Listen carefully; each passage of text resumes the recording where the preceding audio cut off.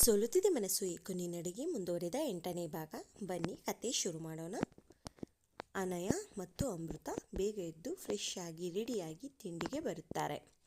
ಬೇಗ ಬೇಗ ತಿಂಡಿ ತಿಂದು ಕಾಲೇಜ್ಗೆ ಟೈಮ್ ಆಗುತ್ತೆ ಎಂದು ಕಾರ್ನಲ್ಲಿ ಕುಳಿತುಕೊಳ್ಳುತ್ತಾರೆ. ಅವರಿಗೂ ಕಾರ್ ಓಡಿಸಲು ಬರುವ ಕಾರಣ ಅವರಿಬ್ಬರೇ ಕಾಲೇಜ್ಗೆ ನಾವೇ ಡ್ರೈವ್ ಮಾಡಿಕೊಂಡು ಹೋಗುತ್ತೇವೆ ಎಂದು ಅಜಿತ್ ಅವರನ್ನು ಒಪ್ಪಿಸಿರುತ್ತಾರೆ. ಇಬ್ಬರು ಬಂದು ಕಾರ್ನಲ್ಲಿ ಕೂರುತ್ತಾರೆ. ಅಮೃತ, ಅನಯ ನೀನೇ ಕಾರ್ ಡ್ರೈವ್ ಮಾಡು ಎಂದು ಬಂದು ಪ್ಯಾಸೆಂಜರ್ ಸೀಟ್ನಲ್ಲಿ ಕುಳಿತುಕೊಳ್ಳುತ್ತಾಳೆ. ಅನಯ ಸೇಫ್ ಆಗಿ ಡ್ರೈವ್ ಮಾಡುತ್ತಾ ಇಬ್ಬರು ಬಂದು ಕಾಲೇಜ್ ಬಳಿ ಬಂದು ಕಾರ್ ಪಾರ್ಕಿಂಗ್ ಏರಿಯಾದಲ್ಲಿ ನಿಲ್ಲಿಸಿ ಕಾಲೇಜ್ ಗೇಟ್ ಬಳಿ ಬರುತ್ತಾರೆ. ಕಾಲೇಜ್ ನೋಡಿ ಇಬ್ಬರು ಖುಷಿಯಿಂದ ಕಾಲೇಜ್ ಒಳಗೆ ಹೋಗುತ್ತಾರೆ. ಕಾಲೇಜ್ ಒಳಗೆ ಬಂದು ಅತ್ತ ಇತ್ತ ನೋಡುತ್ತಾರೆ.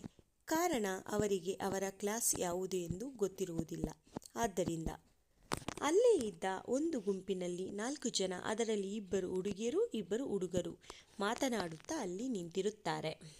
ಅವರ ಬಳಿ ಬಂದು ಅಮೃತ, ಅನಯ, ಹಲೋ ಸರ್, ಇಲ್ಲಿ ಫಸ್ಟ್ BCom ಕ್ಲಾಸ್ ರೂಮ್ ಎಲ್ಲಿದೆ ಎಂದು ಕೇಳುತ್ತಾರೆ. ಆ ಗುಂಪಿನ ಎಲ್ಲರೂ ಮುಖ ಮುಖ ನೋಡಿಕೊಂಡು ಅದರಲ್ಲಿ ಒಬ್ಬಳು ಹುಡುಗಿ, ನೀವು ಕಾಲೇಜ್ಗೆ ಇವತ್ತೇನಾ ಬಂದಿರುವುದು ಎಂದು ಕೇಳುತ್ತಾಳೆ. ಅನಯ, ಅಮೃತ ಎಂದು ಹೇಳುತ್ತಾರೆ. ಓಹ್, ನೀವು ಫ್ರೆಷರಾ? ಇಲ್ಲಿಂದ ನೇರವಾಗಿ ಹೋಗಿ ಎಡಕ್ಕೆ ಮತ್ತೆ ತಿರುಗಿ, ಅಲ್ಲಿ ಮತ್ತೆ ಬಲಕ್ಕೆ ತಿರುಗಿದರೆ ಅಲ್ಲೇ ಇದೆ ಫಸ್ಟ್ BCom ಕ್ಲಾಸ್ ಎಂದು ಹೇಳುತ್ತಾರೆ. ಅದನ್ನು ಕೇಳಿದ ಇಬ್ಬರು ಅವರಿಗೆ ಥ್ಯಾಂಕ್ಸ್ ಹೇಳಿ ಅಲ್ಲಿಂದ ನಡೆಯುತ್ತಾರೆ. ನಡೆದುಕೊಂಡು ಕ್ಲಾಸ್ ರೂಮ್ನತ್ತ ಹೋಗುತ್ತಾರೆ. ಆದರೆ ಅವರಿಬ್ಬರಿಗೂ ಗೊತ್ತಿಲ್ಲ, ಅವರು ಇವರಿಗೆ ರ್ಯಾಗಿಂಗ್ ಮಾಡುವ ಸಲುವಾಗಿ ತಪ್ಪು ದಾರಿ ತೋರಿಸಿ ಕಳಿಸಿರುವುದು ಎಂದು. ಇತ್ತ ಅನಯ, ಅಮೃತ ಓದುತ್ತಾ ನೋಡುತ್ತಾ ಆ ಗುಂಪಿನಲ್ಲಿದ್ದ ಹುಡುಗಿ ಸೀಮಾ, ಲೋ ಬಂದ್ರೋ, ಹೊಸ ಸ್ಟೂಡೆಂಟ್ ಬಂದಿದ್ದಾರೆ, ಸ್ವಲ್ಪ ಮಜಾ ತಗೊಳ್ಳೋಣ ಎಂದು ಹೇಳುತ್ತಾಳೆ. ಅಭಿನವ್, ಆ ಗ್ರೂಪ್ನ ಮೇನ್ ಹೆಡ್, ಸೀಮಾ ಬನ್ನಿ ಹೋಗೋಣ, ತನುಜಾ, ವಿಕ್ರಮ್ ನೀವು ಬನ್ನಿ ಎಂದು ಆ 4 ಜನ ಅಲ್ಲಿಂದ ಅನಯ ಮತ್ತು ಅಮೃತ ಅವರು ಓದುತ್ತಾ ಹೋಗುತ್ತಾರೆ. ಇತ್ತ ಅವರು ಹೇಳಿದಂತೆ ಕ್ಲಾಸ್ ರೂಮ್ ಹುಡುಕುತ್ತಾ ಬಂದ ಅನಯ ಮತ್ತು ಅಮೃತ ಒಂದು ಖಾಲಿ ಇದ್ದ ಸ್ಟೋರ್ ರೂಮ್ ಬಳಿ ಬಂದು ನಿಲ್ಲುತ್ತಾರೆ. ನಿಂತು ಸುತ್ತ ನೋಡಲು ಅಲ್ಲಿ ಯಾವುದೇ ಕ್ಲಾಸ್ ರೂಮ್ ಕಾಣಿಸಲಿಲ್ಲ. ಆಗ ಅವರಿಗೆ ಅರಿವಾಗಿತ್ತು ಅವರುಗಳು ಇಬ್ಬರಿಗೂ ತಪ್ಪು ದಾರಿ ತೋರಿಸಿದ್ದಾರೆ ಎಂದು. ಅಲ್ಲೇ ಇದ್ದ ಒಂದು ಪಕ್ಕದ ರೂಮ್ನಿಂದ ಸ್ವಲ್ಪ ಸ್ವಲ್ಪ ಶಬ್ದ ಕೇಳಿ ಬರುವುದನ್ನು ಗಮನಿಸಿದ ಇಬ್ಬರು ಆ ರೂಮ್ ಬಳಿ ಬಂದು ಡೋರ್ ಓಪನ್ ಮಾಡುತ್ತಾರೆ. ಅಲ್ಲಿ ಅವರ ಹಾಗೆಯೇ ಸ್ವಲ್ಪ ಸ್ಟೂಡೆಂಟ್ ಇರುವುದು ನೋಡಿ ಇಬ್ಬರು ಒಳಗೆ ಹೋಗುತ್ತಾರೆ. ಒಳಗೆ ಹೋಗುತ್ತಲೇ ಅಲ್ಲಿರುವ ಸ್ಟೂಡೆಂಟ್ ಅವರಿಬ್ಬರನ್ನು ನೋಡಿ ಹೆದರಿ ಹಿಂದೆ ಹೋಗುವುದನ್ನು ಗಮನಿಸಿದ ಅನಯ, ಅಮೃತ ಕೂಡ ಏನು ಎಂದು ಯೋಚಿಸುತ್ತಾ ಯಾಕೆ ಎಂದು ಕೇಳುತ್ತಾರೆ. ಅವರು ಕೂಡ BCom ಫಸ್ಟ್ ಕ್ಲಾಸ್ ಸ್ಟೂಡೆಂಟ್, ಮತ್ತೆ ಅವರನ್ನು ಕೂಡ ದಾರಿ ಕೇಳಿದ್ದಕ್ಕೆ ತಪ್ಪು ದಾರಿ ಹೇಳಿ ಇಲ್ಲಿಗೆ ಮಾಡಿರುವುದು ಎಂದು ಅನಯ ಮತ್ತು ಅಮೃತಗೆ ತಿಳಿಯುತ್ತದೆ. ನಮ್ಮನ್ನು ನೋಡಿ ಹೆದರುತ್ತಿದ್ದೀರಾ? ನಾವು ನಿಮ್ಮ ಹಾಗೆಯೇ ಅಡ್ರೆಸ್ ಕೇಳಿದ್ದಕ್ಕೆ ರಾಂಗ್ ಅಡ್ರೆಸ್ ಹೇಳಿ ಇಲ್ಲಿಗೆ ಬಂದಿರುವುದು ಎಂದು ಅವರಿಗೆ ಹೇಳುತ್ತಾರೆ. ಅದನ್ನು ಕೇಳಿದ ಅವರುಗಳು, ಓಹ್ ಹೌದಾ, ನೀವು ಸೀನಿಯರ್ಸ್ ನಮಗೆ ರ್ಯಾಗಿಂಗ್ ಮಾಡಲು ಬಂದಿರುವುದು ಎಂದುಕೊಂಡು ತುಂಬ ಹೆದರಿದ್ದೀವಿ ನಾವೆಲ್ಲ ಎಂದು ಅನಯ ಅಮೃತಗೆ ಹೇಳುತ್ತಾರೆ. ಅವರು ಮಾತನಾಡುತ್ತಿರಲು ಅದೇ ಸಮಯಕ್ಕೆ ಸರಿಯಾಗಿ ರೂಮ್ ಡೋರ್ ಓಪನ್ ಮಾಡಿ ಸೀಮಾ, ಅಭಿನವ್, ತನುಜಾ, ವಿಕ್ರಮ್ ಜೊತೆ ಇನ್ನೂ 4 ಜನರ ಗುಂಪು ಒಳಗೆ ಬಂದು ಕ್ಲಾಸ್ ರೂಮ್ ಡೋರ್ ಕ್ಲೋಸ್ ಮಾಡುತ್ತಾರೆ. ಅವರನ್ನು ನೋಡಿ ಅಮೃತ ಮುಂದೆ ಬಂದು, ನೋಡಿ ಸರ್ ಆ್ಯಂಡ್ ಮೇಡಮ್, ನೀವು ಯಾರು ಅಂತ ನಮಗೆ ಗೊತ್ತಿಲ್ಲ, ಆದ್ದರಿಂದ ಪ್ಲೀಸ್ ನಮ್ಮನ್ನು ಬಿಟ್ಟು ಬಿಡಿ, ನಮಗೆ ಕ್ಲಾಸ್ ರೂಮ್ಗೆ ಟೈಮ್ ಆಗ್ತಿದೆ, ನಮಗೆ ಕ್ಲಾಸ್ಗೆ ಬೇಗ ಹೋಗಬೇಕು ಆಯಿತಾ ಅಂತ ಹೇಳುತ್ತಾಳೆ. ಅಮೃತ ಮಾತು ಕೇಳಿ ಸೀಮಾ, ಚುಪ್, ಎಷ್ಟು ಮಾತಾಡ್ತೀಯಾ ನೀನು, ನಾವು ಸೀನಿಯರ್ಸ್ ಇಲ್ಲಿ ನಿಂತಿದ್ದೀವಿ, ರೆಸ್ಪೆಕ್ಟ್ ಕೊಡಬೇಕು ಅಂತ ಗೊತ್ತಾಗಲ್ವಾ ಅಂದು ಅಮೃತಗೆ ಹೇಳುತ್ತಾರೆ. ಆಗ ಅಮೃತನ ಕೈನ ಹಿಂದಕ್ಕೆ ಎಳೆದ ಅನಯ ಅವಳನ್ನು ಹಿಂದೆ ನಿಲ್ಲಿಸಿಕೊಳ್ಳುತ್ತಾಳೆ. ಬಂದು ನೋಡಿ, ನೀವು ಸೀನಿಯರ್ಸ್ ಆಗಿರ್ಬೋದು, ಹಾಗಂತ ಈ ರೀತಿ ಜೂನಿಯರ್ಸ್ ಜೊತೆ ನೀವು ನಡೆದುಕೊಳ್ಳುತ್ತಿರುವ ರೀತಿ ಸ್ವಲ್ಪವೂ ಸರಿಯಾಗಿ ಇಲ್ಲ. ಈಗ ಸುಮ್ಮನೆ ದಾರಿ ಬಿಟ್ಟರೆ ಸರಿ, ಇಲ್ಲಾಂದರೆ ಪ್ರಿನ್ಸಿಪಲ್ಗೆ ಇನ್ಫಾರ್ಮ್ ಮಾಡಬೇಕಾಗುತ್ತೆ ಎಂದು ಅವರಿಗೆ ಎಚ್ಚರಿಕೆ ಕೊಡುತ್ತಾಳೆ ಅನಯ. ಅವಳ ಮಾತನ್ನು ಕೇಳಿಸಿಕೊಂಡ ಸೀಮಾ, ಎಷ್ಟೇ ಕೊಬ್ಬು ನಿನಗೆ, ಕಾಲೇಜ್ ಬಂದು ಫಸ್ಟ್ ಡೇ ಸೀನಿಯರ್ಸ್ ಏನು ಹೇಳಿದ್ರು ಮಾಡಬೇಕು, ಅದೇ ಈ ಕಾಲೇಜ್ ರೂಲ್ಸ್ ಎಂದು ಹೇಳುತ್ತಾಳೆ. ಅದನ್ನು ಕೇಳಿಸಿಕೊಂಡ ಅನಯ, ಸೀನಿಯರ್ಸ್ ಆದ್ರೇನು, ನೀವು ಸ್ಟೂಡೆಂಟ್ಸ್ ತಾನೇ, ಅದೇಗೆ ನಾವು ಮಾತ್ರ ನೀವು ಹೇಳಿದ್ದಾಗೆ ಕೇಳಬೇಕು ಎಂದು ಪ್ರಶ್ನೆ ಮಾಡುತ್ತಾಳೆ. ಅವಳ ಮಾತನಾಡೋದನ್ನೇ ಗಮನಿಸುತ್ತಿದ್ದ ಅಭಿನವ್ ನಿಲ್ಲಿಸಿ ಎಂದು ಹೇಳಲು ಸೀಮಾ ಮಾತ್ರ ನೋಡಬಿ, ಅವಳಿಗೆ ಎಷ್ಟು ಕೊಬ್ಬು, ನಾವು ಸೀನಿಯರ್ಸ್ ಅಂತ ಗೊತ್ತಿದ್ರು ಎಷ್ಟು ಕೊಬ್ಬಿನಿಂದ ಮಾತಾಡ್ತಿದ್ದಾಳೆ ಎಂದು ಅಭಿ ಬಳಿ ಸೀಮಾ ಅನಯ ಮೇಲೆ ಕಂಪ್ಲೇಂಟ್ ಮಾಡುತ್ತಾಳೆ. ಇತ್ತ ಅಭಿ ಸೀಮಾ ಮಾತಿನ ಮೇಲೆ ಗಮನವೇ ಇಲ್ಲ. ಬಂದಾಗಿನಿಂದಲೂ ಸಹ ಅನಯಾಳನ್ನೇ ನೋಡುವುದರಲ್ಲಿ ತುಂಬ ಬ್ಯುಸಿಯಾಗಿದ್ದಾನೆ ಅಭಿ. ಅದನ್ನು ಗಮನಿಸಿದ ಸೀಮಾ ಅವನು ಅವಳನ್ನೇ ನೋಡುತ್ತಿರುವ ರೀತಿ ನೋಡಿ ಅವಳಿಗೆ ಹೊಟ್ಟೆ ಕಿಚ್ಚು ಶುರುವಾಗಿತ್ತು. ತುಂಬ ಸಿಟ್ಟು ಸಹ ಬರುತ್ತಿತ್ತು. ಅಭಿ ಅಭಿ ಎಂದು ಜೋರಾಗಿ ಕರೆಯಲು ಅಭಿ ಸೀಮಾ ಹೇಳು ಎಂದು ಹೇಳುತ್ತಾನೆ. ಅಭಿ, ಈ ಹೊಸ ಹುಡುಗಿ ಆವಾಗಲಿಂದ ಎಷ್ಟು ಜೋರು ಮಾಡ್ತಿದ್ದಾಳೆ. ಇವಳಿಗೆ ಸೀನಿಯರ್ಸ್ ಅನ್ನುವ ರೆಸ್ಪೆಕ್ಟ್ ಕೊಡಬೇಕು ಅಂತಾನೂ ಗೊತ್ತಿಲ್ಲ.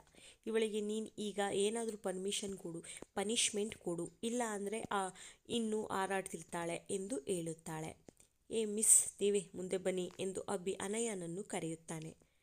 ಅವನು ಕರೆದಿದ್ದು ನನಗೆ ಅಲ್ಲ ಎನ್ನುವಂತೆ ಅನಯ ಸುಮ್ಮನೆ ನಿಲ್ಲುತ್ತಾಳೆ. ಮತ್ತೆ ಅಭಿ, ಮಿಸ್ ಬ್ಲೂ ಡ್ರೆಸ್ ಬನ್ನಿ ನಿಮಗೆ ಕರೆದದ್ದು ಎಂದು ಸ್ವಲ್ಪ ಖಡಕ್ಕಾಗಿ ಕರೆಯುತ್ತಾನೆ ಅಭಿನವ್.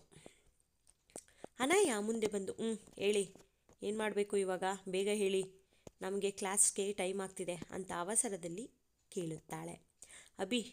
ಅಭಿ ನಿಮ್ಮ ಹೆಸರೇನು ಎಂದು ಕೇಳುತ್ತಾನೆ. ಅವಳು ಸರ್ ನನ್ನ ಹೆಸರು ತಗೊಂಡು ನಿಮಗೆ ಏನಾಗಬೇಕು ಎಂದು ಹೇಳುತ್ತಾಳೆ. ಹೊರತು ಹೆಸರು ಮಾತ್ರ ಹೇಳುವುದಿಲ್ಲ. ಅವಳ ಆ ಧೈರ್ಯ ತುಂಬಾ ಇಷ್ಟ ಆಯಿತು ಅಭಿಗೆ. ಮುಂದೆ ಏನೋ ಹೇಳಲಿ ಬಾಯಿ ತೆಗೆಯುವ ಹೊತ್ತಿಗೆ ಆಚೆಯಿಂದ ಶಬ್ದ ಬರುತ್ತದೆ. ಅದನ್ನು ಕೇಳಿದ ಎಲ್ಲರೂ ಯಾರೋ ಸರ್ ಮೇಡಮ್ ಬಂದಿರಬೇಕು ಎಂದು ಹೆದರಿ ಅಲ್ಲಿಂದ ಅವರವರ ಕ್ಲಾಸ್ ರೂಮ್ನತ್ತ ಹೋಗುತ್ತಾರೆ. ಆದರೆ ಅಭಿ ಮಾತ್ರ ಅವಳನ್ನೇ ನೋಡುತ್ತಾ ಮನಸ್ಸಿನಲ್ಲಿ ಮಿಸ್ ಬ್ಲೂ ಐಸ್, ನೀನು ಯಾಕೋ ತುಂಬ ಇಷ್ಟ ಹಿಡಿಸಿಬಿಟ್ಟೆ ನನಗೆ, ಇವತ್ತಿನಿಂದ ನಿನ್ನನ್ನು ಬಿಡುವ ಮಾತಿಲ್ಲ ಅಂದುಕೊಂಡು ಅವನು ಸಹ ತನ್ನ ಕ್ಲಾಸ್ ರೂಮ್ನತ್ತ ಹೋಗುತ್ತಾನೆ. ಇತ್ತ ಅನಯ, ಅಮೃತ ಹಾಗೂ ಅವರ ಜೊತೆ ಉಳಿದ ಎಲ್ಲ ಸ್ಟೂಡೆಂಟ್ಸ್ ಕೂಡ ಹೇಗೋ ಕೇಳಿಕೊಂಡು ಕ್ಲಾಸ್ ರೂಮ್ಗೆ ಬಂದು ತಲುಪುತ್ತಲೇ ಸದ್ಯ ಇನ್ನೂ ಯಾರು ಸರು ಬಂದಿಲ್ಲ ಅಂತ ನಿಟ್ಟುಸಿರು ದಬ್ಬಿ ಕ್ಲಾಸ್ ಒಳಗೆ ಹೋಗಿ ಕೂರುತ್ತಾರೆ. ಇತ್ತ ಬೆಂಗಳೂರಿನಲ್ಲಿ ಅನಯನ ಹೊಸ ಬದುಕು ಶುರುವಾದರೆ ಇಲ್ಲಿ ಚಿಕ್ಕಮಗಳೂರಿನಲ್ಲಿ ಮಾತ್ರ ಕೃಷ್ಣಮೂರ್ತಿ ಮತ್ತು ಸುನಂದ ಮಾತ್ರ ತಲೆ ಮೇಲೆ ಕೈ ಹೊತ್ತು ಕುಳಿತು ಬಿಟ್ಟಿದ್ದಾರೆ. ಸುನಂದ ತಲೆ ಮೇಲೆ ಕೈ ಹೊತ್ತು ಅಯ್ಯೋ ಇವತ್ತಿನ ನಮ್ಮ ಜೀವನ ಮುಗೀತು, ಸದ್ಯದಲ್ಲೇ ನಮ್ಮ ಜೀವನ ಬಂದು ರೋಡಿಗೆ ನಿಂತ್ಕೊಂಡಿರುತ್ತೆ ನೋಡ್ತೀರಿ ಎಂದು ಕೃಷ್ಣಮೂರ್ತಿಗೆ ಹೇಳಿಕೊಂಡು ಕಣ್ಣೀರು ಸುರಿಸುತ್ತಿದ್ದರು. ಅದೇ ಸಮಯಕ್ಕೆ ಅವರು ಅಳುವುದನ್ನು ಕೇಳಿಸಿಕೊಂಡ ಕರಣ್ ಮಾಡಿಯಿಂದ ಮೆಟ್ಟಿಲು ಇಳಿದು ಸೀದಾ ಬಂದು ಸುನಂದ ಮತ್ತು ಕೃಷ್ಣಮೂರ್ತಿ ಬಳಿ ಬಂದು ಕುಳಿತು ಏನಾಯ್ತಕ್ಕ ಎಂದು ಕೇಳುತ್ತಾನೆ. ಅವನನ್ನು ನೋಡಿ ಮತ್ತೂ ಅಳು ಜೋರು ಮಾಡುತ್ತಾ ಕರಣ್, ಎಲ್ಲ ಮುಗೀತು ಕರಣ್, ಅವಳು ಹೊರಟೋದ್ಲು ಕರಣ್, ಆ ಪೀಡೆ ತೊಲಗೋಯ್ತು ಕರಣ್, ಮತ್ತೆ ಬರಲ್ವಂತೆ ಕರಣ್ ಅಂತ ಬಿಕ್ಕಳಿಸಿ ಅಳುತ್ತಿದ್ದ ತನ್ನ ಅಕ್ಕನನ್ನು ನೋಡಿ ಏನೂ ಅರ್ಥ ಆಗದೆ ಕೃಷ್ಣಮೂರ್ತಿ ಕಡೆ ತಿರುಗಿ, ಬಾವ ನೀವಾದರೂ ಏನಾಗಿದೆ ಅಂತ ಸರಿಯಾಗಿ ಹೇಳಬಾರದಾ? ಕೃಷ್ಣಮೂರ್ತಿಯವರು ಅಜಿತ್ ಬಂದಿದ್ದು, ಅವರು ಹೇಳಿದ ವಿಷಯ ಮತ್ತು ಅನಯ ಇನ್ನು ಮುಂದೆ ಬೆಂಗಳೂರಿನಲ್ಲೇ ಇರುತ್ತಾಳೆ ಎಂದು ಎಲ್ಲ ವಿಷಯವನ್ನು ವಿವರವಾಗಿ ತಿಳಿಸುತ್ತಾರೆ. ಆ ವಿಷಯವನ್ನೆಲ್ಲ ಕೇಳಿದ ನಂತರ ಅವನ ಮುಖ ಕೂಡ ಸ್ವಲ್ಪ ಟೆನ್ಷನ್ನಿಂದ ಏನು ಹೇಳಬೇಕು ಗೊತ್ತಾಗದೆ ಯೋಚಿಸುತ್ತಾ ಕುಳಿತುಬಿಟ್ಟ. ಅವನು ಹಾಗೆ ಕುಳಿತಿರುವುದನ್ನು ನೋಡಿ ಕೃಷ್ಣಮೂರ್ತಿ ಮತ್ತು ಸುನಂದ, ಲೋ ಕರಣ್ ಏನಾದರೂ ಹೇಳೋ, ಯಾಕೋ ಹಾಗೆ ಕುಳಿತಿದ್ದೀಯಾ ಎನ್ನಲು ಕರಣ್, ಅಕ್ಕ ಒಂದು ಯೋಜನೆ ಬೆಳೆದಿದೆ, ನೀನು ಅನ್ನೋದಾದರೆ ಈ ಯೋಜನೆಯನ್ನು ನಾನು ಜಾರಿಗೆ ತರುತ್ತೇನೆ ಎಂದು ಹೇಳುತ್ತಾನೆ. ಸುನಂದ, ಏನೋ ಅದು, ಏನಾದರೂ ಮಾಡೋ, ಆದರೆ ಈ ಆಸ್ತಿ ಮಾತ್ರ ಯಾವುದೇ ಕಾರಣಕ್ಕೂ ನಮ್ಮ ಕೈ ತಪ್ಪಿ ಹೋಗಬಾರದು ಎಂದು ಹೇಳುತ್ತಾರೆ. ಅಕ್ಕ ಹಾಗೆಲ್ಲ ಆಗಲ್ಲ ಆಯಿತಾ, ಸ್ವಲ್ಪ ಸಮಾಧಾನವಾಗಿ ಇರಿ, ನೀನು ಹೀಗೆ ನಡೆದುಕೊಂಡರೆ ಆ ಅಜಿತ್ಗೆ ಎಲ್ಲ ಗೊತ್ತಾಗುತ್ತೆ ಅಷ್ಟೇ ಅಕ್ಕ, ಆಮೇಲೆ ಆಸ್ತಿನೂ ಇಲ್ಲ, ಒಂದು ಮಣ್ಣು ಇಲ್ಲ, ಮಸಿನೂ ಇಲ್ಲ, ಒಂದು ಕೋಡಿ ಪೈಸಾನೂ ಸಿಗಲ್ಲ ನಮಗೆ, ಆಯ್ತು ಸ್ವಲ್ಪ ಸಮಾಧಾನದಿಂದ ನಡೆದುಕೊಂಡರೆ ಮತ್ತೆ ಎಲ್ಲ ನಮ್ಮ ಕಂಟ್ರೋಲ್ಗೆ ಬರುತ್ತೆ ಅಕ್ಕ ಎಂದು ಕರಣ್ ಹೇಳುತ್ತಾನೆ. ಆದರೆ ಸುನಂದಾಗೆ ಅವನು ಹೇಳಿದ ಮಾತು ಯಾಕೋ ತಲೆಗೆ ಹೋಗುವುದಿಲ್ಲ. ಆದರೆ ಬಾವ ನಿಮ್ಮಿಂದ ಒಂದು ಕೆಲಸ ಆಗಬೇಕು ಎಂದು ಹೇಳಲು ಕೃಷ್ಣಮೂರ್ತಿಯವರು ಸರಿ ಏನು ಹೇಳು ಎಂದು ಹೇಳುತ್ತಾರೆ. ಅವರ ಕಿವಿ ಬಳಿ ಬಂದು ಗುಟ್ಟಾಗಿ, ಬಾವ ಒಂದು ಸರಿ ನನ್ನನ್ನು ಅನಯ ಕಂಪನಿಯಲ್ಲಿ ಕೆಲಸ ಕೊಡಿಸುವ ಜವಾಬ್ದಾರಿ ನಿಮ್ಮದು, ಆ ನಂತರ ನೋಡ್ತೀನಿ ನನ್ನ ಆಟ, ಆ ಅನಯನ ಹೇಗೆ ದಾರಿಗೆ ತಗೊಂಡು ಬರ್ತೀನಿ ಎಂದು ಹೇಳುತ್ತಾನೆ. ಆದರೆ ಕೃಷ್ಣಮೂರ್ತಿಯವರು ಮುಂಚೆ ಆದರೆ ಅದು ಸುಲಭವಾಗಿ ನಡೆಯುತ್ತಿತ್ತು ಕರಣ್. ಬಟ್ ಈಗ ನನ್ನ ಕೈಯಲ್ಲಿ ಏನೂ ಇಲ್ಲ. ಎಲ್ಲ ಅಥಾರಿಟಿನೂ ಅನಯಾಗೆ ಒಪ್ಪಿಸಿದ್ದಾನೆ ಆ ಅಜಿತ್. ಈಗ ಏನು ಮಾಡಲಿ ಎನ್ನುತ್ತಾನೆ. ಭಾವ, ಏನಾದರೂ ಮಾಡಿ, ಇಷ್ಟು ವರ್ಷ ನೀವು ಆ ಕಂಪನಿ ಮೇಂಟೈನ್ ಮಾಡಿದ್ದೀರಾ ಅಂತ ಅಂದ ಮೇಲೆ ಸ್ವಲ್ಪ ಯೋಚಿಸಿ, ಬೇರೆ ಯಾವುದಾದರೂ ದಾರಿ ಇದ್ದೇ ಇರುತ್ತದೆ ಎಂದು ಹೇಳುತ್ತಿರಲು ಕೃಷ್ಣಮೂರ್ತಿಯವರು ತಟ್ಟನೆ, ಸರಿಯಾಗಿ ಹೇಳಿದೆ ಕರಣ್, ನೀನು ಕಂಪನಿಯಲ್ಲಿ ಕೆಲಸಕ್ಕೆ ಬರಲು ರೆಡಿಯಾಗು, ನಾನು ನಿನಗೆ ಕಂಪನಿಯೊಳಗೆ ಹೋಗುವ ದಾರಿ ಮಾಡುತ್ತೇನೆ ಎಂದು ಹೇಳಿ ಫೋನ್ ತೆಗೆದುಕೊಂಡು ಅಲ್ಲಿಂದ ಎದ್ದು ಹೋಗುತ್ತಾರೆ. ಅವರು ಹೋದ ನಂತರ ಕರಣ್ ಸುನಂದ ಅವರನ್ನು ಸಮಾಧಾನ ಮಾಡಿ ಮನಸ್ಸಿನಲ್ಲೇ I am coming baby, wait for me and to yours of in just 2 days ಎಂದು ಹೇಳಿ ತನ್ನ ರೂಮ್ನತ್ತ ಹೋಗುತ್ತಾನೆ. ಸಮಯ್ ಮತ್ತು ತನ್ಮಯ್ ಬಂದು ಆಫೀಸ್ ತಲುಪುತ್ತಾರೆ. ಇಬ್ಬರು ಬಂದು ಅವರ ಕ್ಯಾಬಿನ್ಗೆ ಕುಳಿತುಕೊಳ್ಳುತ್ತಾರೆ. ತಮ್ಮ ಕೆಲಸದಲ್ಲಿ ಮುಳುಗುತ್ತಾರೆ. ಇತ್ತ ಆಫೀಸ್ ಸ್ಟಾಫ್ ಎಲ್ಲ ನಮನ್ ಸರ್ ಯಾಕೆ ಇವತ್ತು ಅನಯ ಮೇಡಮ್ ಬಂದಿಲ್ಲ ಎಂದು ಪ್ರಶ್ನೆ ಮಾಡುತ್ತಾರೆ. ಅದಕ್ಕೆ ನಮನ್, ಅವರು ಕಾಲೇಜ್ ಗೋಯಿಂಗ್ ಸ್ಟೂಡೆಂಟ್ಸ್, ಅವರು ಕಾಲೇಜ್ಗೆ ಹೋಗಿದ್ದಾರೆ, ಕಾಲೇಜ್ ರಜೆ ಇರುವ ದಿನ ಮಾತ್ರ ಕಂಪನಿಗೆ ಬರುವುದು ಎಂದು ಹೇಳುತ್ತಾರೆ. ಅದನ್ನು ಕೇಳಿದ ಎಲ್ಲರೂ, ಏನು, ಅವರಿನ್ನು ಕಾಲೇಜ್ ಗೋಯಿಂಗ್ ಸ್ಟೂಡೆಂಟಾ? ಅವನನ್ನು ನೋಡಿದಾಗಲೇ ಅಂದುಕೊಂಡಿದ್ದೆ ಅವರು ಚಿಕ್ಕವರು ಅಂತ. ನಾವು ಅಂದುಕೊಂಡಿದ್ದೆ ನಿಜ ಎಂದು ತನ್ಮಯ್ ಮತ್ತು ಎಲ್ಲ ಆಫೀಸ್ ಸ್ಟಾಫ್ ಮಾತನಾಡುತ್ತಿರಲು ತನ್ಮಯ್ ಬಂದು ಸಮಯ್ಗೆ ಎಲ್ಲ ವಿಷಯವನ್ನು ಹೇಳುತ್ತಾನೆ. ಅದೇ ಸಮಯಕ್ಕೆ ನಮನ್ ಕ್ಯಾಬಿನ್ ಓಪನ್ ಮಾಡಿ ಸಮಯ್ ಬಳಿ ಬಂದು, ಸಮಯ್, ನಿನ್ನ ಹತ್ರ ಒಂದು ಸ್ವಲ್ಪ ಮಾತಾಡಬೇಕು ಎಂದು ಹೇಳುತ್ತಾನೆ. ಅದನ್ನು ಕೇಳಿಸಿಕೊಂಡ ಸಮಯ್ ಅವನನ್ನು ನೋಡಿ ಸಮಯ್ ಮತ್ತು ತನ್ಮಯ್ ಗುಡ್ ಮಾರ್ನಿಂಗ್ ಸರ್ ಎಂದು ವಿಶ್ ಮಾಡುತ್ತಾರೆ. ಸಮಯ್, ಸರ್ ಏನಾದರೂ ಕೆಲಸ ಇತ್ತಾ ಎನ್ನಲು ನಮನ್, ಇತ್ತು, ಒಂದು ಕೆಲಸ ಒಪ್ಪಿಸಬೇಕು ಎಂದು ಹೇಳುತ್ತಾನೆ. ಅದು ಸಮಯ್, ಇನ್ನು ಮುಂದೆ ಅನಯ ಮ್ಯಾಮ್ಗೆ ನೀವೇ ಟ್ರೈನಿಂಗ್ ಕೊಡಬೇಕು ಎಂದು ಹೇಳುತ್ತಾನೆ. ಇದನ್ನು ಕೇಳಿದ ತನ್ಮಯ್, ವಾ ಮಗ ಸಮಯ್, ಲಡ್ಡು ಬಂದು ಬಾಯಿಗೆ ಬಿತ್ತು ಎನ್ನುತ್ತಾನೆ. ಕತೆ ಮುಂದುವರಿಯುವುದು. ನನ್ನ ಈ ಕತೆ ನಿಮ್ಮೆಲ್ಲರಿಗೂ ಇಷ್ಟ ಆಗಿದರೆ ಪ್ಲೀಸ್ ನನ್ನ ಚಾನಲಲ್ಲಿ ಸಬ್ಸ್ಕ್ರೈಬ್ ಮಾಡಿ, ಲೈಕ್ ಮಾಡಿ, ಶೇರ್ ಮಾಡಿ. ಬಾಯ್ ಬಾಯ್. ನಾನು ಸಿಗ್ತೀನಿ ಮತ್ತೊಂದು ಮುಂದಿನ ಎಪಿಸೋಡ್ನ